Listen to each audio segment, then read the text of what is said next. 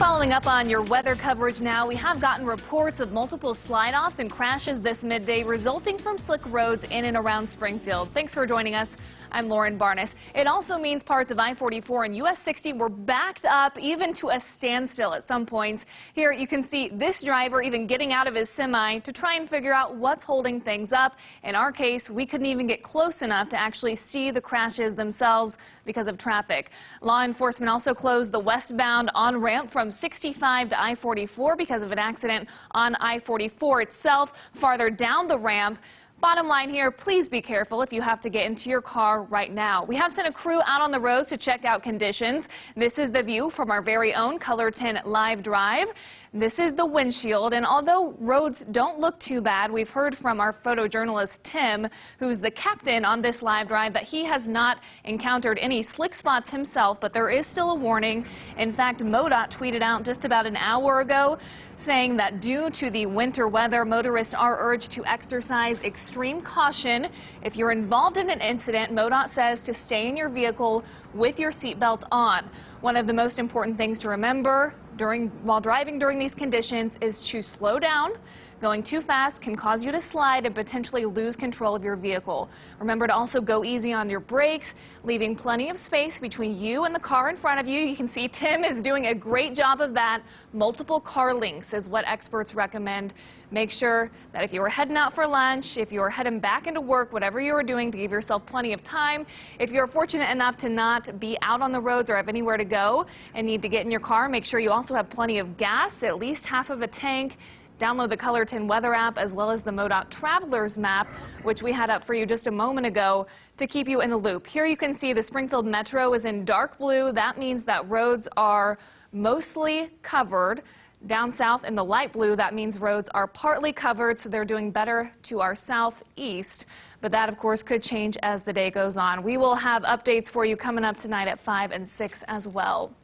New for you at midday, a local business is having to make repairs to its building after a vehicle ran into it earlier this morning. Aviary Cafe's downtown location sustained some minor exterior damage, including a broken window. It all happened when Greene County deputies began pursuing the vehicle around 4 this morning for a driver suspected of DWI. The vehicle was able to get away from deputies, but a short time later was found crashed into a restaurant. After a short foot pursuit, the driver was taken into custody. The vehicle was confirmed stolen out of Arkansas. Also new right now, Springfield Public Schools will soon have a magnet school designed for students dedicated to fine and performing arts. Beginning in August, SPS will partner with the Springfield Little Theater and the Foundation for Springfield Public Schools to open a school for 50 fifth grade students. The Academy of Fine and Performing Arts will be housed inside the Judith Inyart Reynolds School of Performing Arts on South Florence Avenue here in Springfield. It will include 2 classrooms, a faculty workroom, and use of a shared space for the theater and auditorium. A lottery application process will be announced soon. Following up on the violence in Kansas City the night the Chiefs clinched a spot in the Super Bowl. Police are sharing more information about the shooting that killed 2 people and injured 15 others. According to police, officers were in the area the night of the shooting actually because they were tipped off about security concerns potentially at the venue. A security guard at the club says the gunman was denied entry, then went to his car and came back with a high-capacity weapon. A woman died and 15 others were hurt before a different armed security guard killed the gunman. A witness who wanted to remain anonymous says it's the last thing they expected on a night that should have been about celebration. 1 second, everybody was just sitting there trying to get in the club. I believe it was probably at capacity in there, honestly. And then next thing you know, boom, boom, boom. About 5 shots rang out. People start falling, scattering. Police are still trying to figure out a motive. Business filings show the nightclub is owned by former Chiefs cornerback Alfonso Hodge. In today's Tech Report, your smartphone is your handheld connection to the world, of course, but tech experts say it can also be one of your biggest vulnerabilities. Hackers are constantly at work all over the world, all the time. Statistics show a hacking attack occurs every 39 seconds. Scammers often use text messages or emails to trick you into giving them your personal info. However, tech expert Dr. Shannon McMurtry says companies will generally invite you to their website to complete or update important information. McMurtry adds it's not a bad idea to have a throwaway email for things like coupons, store promos, also having different passwords for each account and keeping your software up to date. The most commonly told lie in America is I have read and agree to these terms of agreement, and so every app we download that asks for information, if you download a free game, for example, that game isn't free. You're paying for it with your information. Oftentimes your location data, maybe access to your microphone. We've all gotten that email, right, that appears to be legit but ends up being a scam. So here are some red flags, ways that you can tell the difference. If the email asks you to confirm personal information, that's a no-go. The web and email addresses don't match, it's poorly written, there's a suspicious attachment, or the message is designed to make you panic. Experts say in any of those cases, when in doubt, throw that email out. Bringing you more local news, the Marion School District canceled classes for today after a late-night fire caused damage to one middle school classroom. Fire crews responded to the school around 9:30, found the fire, and were able to contain it to just that one room. The cause is under investigation. Also happening later today, a military tribute wall will be dedicated at Cox South. It will include members from each branch. Veterans are encouraged to attend the event at 4:30 at the hospital's north entrance lobby. Of course, another reminder, if you plan to go do that or anything else today, just be careful. Elisa, we know you have a plate full. Yeah, we've got a little bit of everything. The greens is some rain as temperatures go above freezing near Joplin, some freezing rain and sleet near Springfield, and even some snow. Details on all of this, how long it lasts, and some totals coming up next. From Color 10, Ozarks First. This is Color 10 News Midday.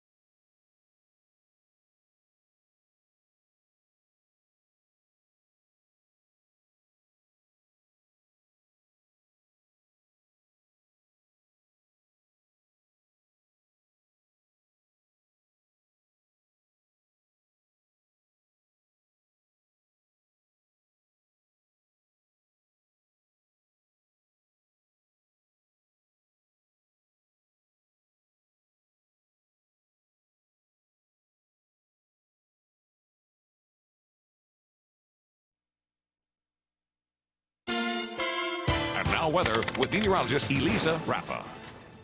We're getting many reports of many different types of precipitation out there today. This is sleet from our Color 10 parking lot. This is actually Joe's windshield. He's got a lot of sleet piled up on there, and I took a closer picture where you can see the clear ice pellets that the sleet pellets are.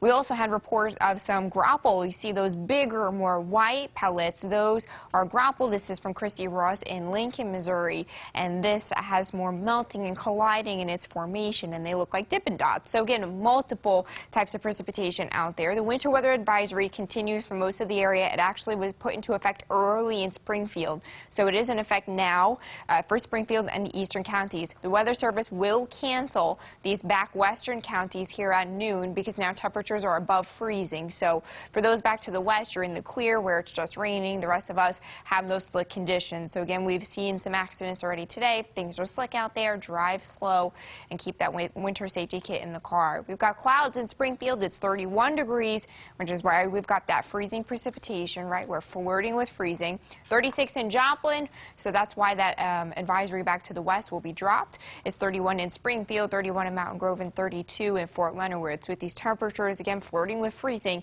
that's where we get all of this mix. The pinks is the sleet and freezing rain, maybe some snow flurries back to the east, and now we've got some rain along the I-49 corridor, so there's been some melting reported and some better conditions back there where temperatures are now above freezing, right? So some rain in Joplin, some light freezing rain and sleet around Springfield, and then maybe some snow back to the east. Again, this is just one piece, the big system not really getting here until Friday, so we've got a couple of more days of this. We'll keep that cold rain as we head through the afternoon, but by tonight, especially to the eastern Ozarks, we could have some more of that freezing rain again and sleet as temperatures cool back towards freezing. We could start with some of that by tomorrow morning, and then by tomorrow afternoon, a cold rain, transitioning to probably snow later on in the evening and into the overnight hours as the last piece of that system comes through with some cold air. So we've already seen a glaze of ice in spots and some of that sleet as well. We could have some higher totals to the east and to the southeast overnight tonight as we get some more of that. About a dusting of snow. Haven't seen too much in the way of snow yet. A lot of it has been that freezing precipitation type, but don't expect too much in the way of snow. Then again, that big storm comes through by Friday, the core of that system. That will bring that last hitting round of snow Thursday night into Friday. Looks like it stays a little bit heavier up top to the northern part of the state, but we'll have to redo the snow forecast for Friday. So expect that wintry mix and cold rain this afternoon and into tonight. We'll do that again on Thursday. It changes to snow late with a chance of snow on Friday. Roads again are slick, they're slushy. Watch for black ice, especially as we get this rain, and then maybe some of it melts off, but then it could refreeze again as we get those temperatures to go back towards that freezing mark. 34 today, we've got that mix to cold rain. 32 overnight, much of the same with that wintry mix. 37 tomorrow, a cold rain in the afternoon, a chance of snow by Friday. Clouds hang around on Saturday and temperatures stay chilly. Warmer sunshine on Sunday. Coming up next, a 49ers fan and a Chiefs fan enter into a marriage. No, it's not a bad joke. We'll show you the rivalry under this roof, hoping to survive Super Bowl 54.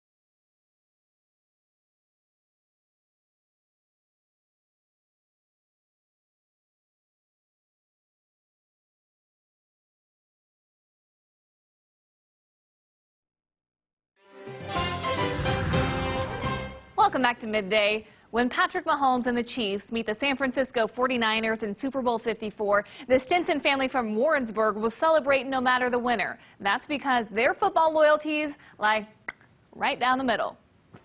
Jason and Jesse have been married for a dozen years, and the Super Bowl might be a lovingly contentious matter in this home since Jesse, the lifelong Chiefs fan, has Jason, who loves his Niners, to contend with on Super Bowl Sunday. What do you think the final score is going to be? The Stinsons come by their teams honestly. Jesse is a Kansas native who's always been loyal to the Chiefs. Jason says his mom grew up in Northern California, and he's cheered for the Niners since their dynasty days. At a young age, watching Joe Montana and Jerry Rice throw touchdown passes after touchdown passes in Super Bowls. I think when she met me, she saw the 49ers flag in my room. So she knew right then I was a Niners fan. Their two young kids watch along, and their parents encourage them to cheer for the team of their choice. I told Jason probably, I don't know, 6 or 8 weeks ago, I said, this is what it's going to come to. It's going to be the Super Bowl. It's going to be the Chiefs. And he kept telling me, no, no, no. Championship Sunday saw the Stinsons rooting for each other's teams, but on Super Bowl Sunday, they will stick to their loyalties. If the Niners win, I'll be shooting fireworks outside and popping champagne. And if the Chiefs win, I'll probably be pretty bummed out. You could see their little girl sided with mommy, sporting Chiefs gear, their other boy repping the Niners with dad. You can watch Super Bowl 54, of course, on Ozarks Fox, KRBK, Sunday, February 2nd, beginning at 5:30. Still ahead, 2 years after he was originally called out in the Me Too movement, Harvey Weinstein's first day of trial is underway. We'll tell you how many women have come out with accusations against him since then.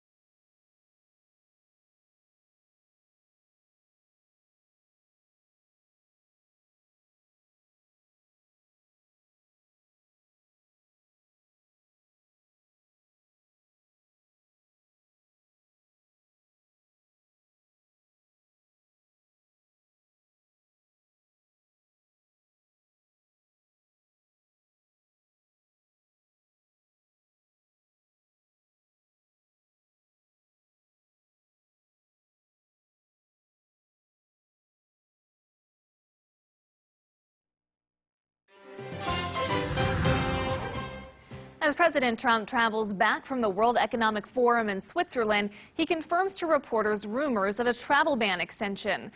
Trump says the list of countries that will be added to the ban will be announced shortly. No, we're adding a couple of countries to it. We have to be safe. Our country has to be safe. You see what's going on in the world. Our country has to be safe. So we have a very strong travel ban, and we'll be adding a few countries to it. Trump will arrive home to the impeachment trial against him. He says he doesn't care if new witnesses are called or not, but maintains the whole process is a hoax. Opening statements are underway today in the trial of Harvey Weinstein. The disgraced Hollywood mogul faces charges involving 2 women, including rape and sexual assault. Since he was first accused 2 years ago, fueling the Me Too movement, 80 women have made allegations against him. State prosecutors say Weinstein, who's 67, raped a woman in a New York hotel